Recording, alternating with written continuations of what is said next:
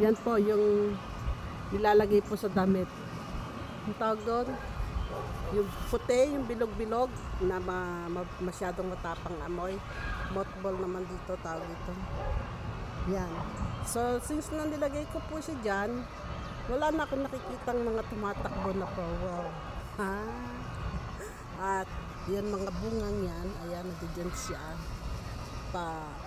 Yan, marami pong bunga. At sana po, hindi na nga umakit yung mga pearl na yan. Para mapakinabangan naman namin, no? Ayan yung bunga, oh. Madami siya, kung tutuusin. Madami siya, paikot siya hanggang sa tuktok. So ngayon, titikman ko po siya. Sarap. Sarap. Ito natin, ha. Hindi ko pa sure. Ikaw, gasa ko sana eh. Pero, yun nga. Titingin kasi ako ng ano. Yan, tinitingnan ko siya kung ginagapangan pa rin ng mga pearl. Pero hindi na siya ginagapangan ng pearl. Pasok ako sa loob at kakainin ko po ito ulit. Lalagyan ko ng suka. Sarap. Sarap. So kahit maglaway ako at gusto ko ng maasim, yung mga prutas, meron ako may kakainin. Yan, yung si Perwell. Si Perwell. Yan si ano. Batawag dyan. Si Plum. Yung maliliit na peach. Ayan. Yun ang labas.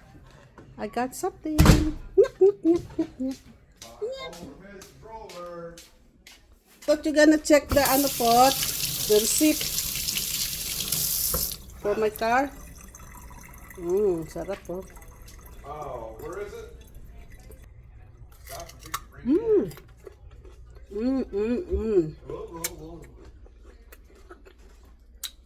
Ang sarap na.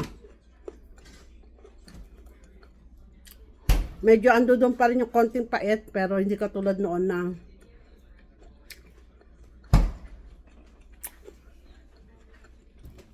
Where is it? tinikman ko noon. Still there. In the glove compartment? Yeah. Na medyo mapait. Ngayon, hinintay ko siya ngayong May. June, pwede nang pitasin lahat kasi yun ang ano talaga niya. So ngayon, napakasarap po. Nawala na yung pait niya. Pero nandun pa rin, konting-konti na lang. Pero matamis na siya na maasim. Ang sarap. Gusto ko yung ganito. Ayoko yung hinog na hinog.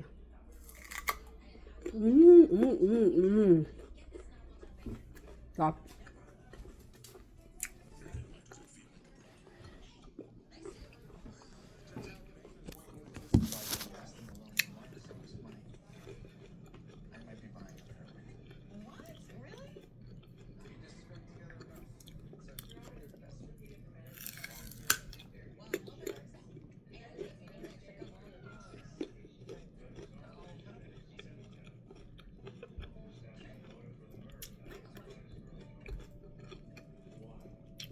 Ang lasa niya, walang pinagkaiba dun sa peach.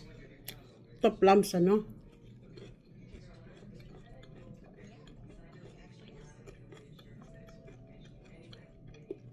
Kasi di na ito nalaki eh. Ganyan lang talaga siya. Yan.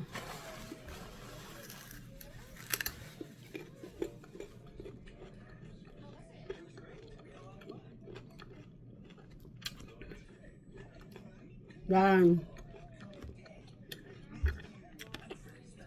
Papahinga muna ako kasi kararating ko lang. Kapagod. Bye, ingat. God bless. Bye.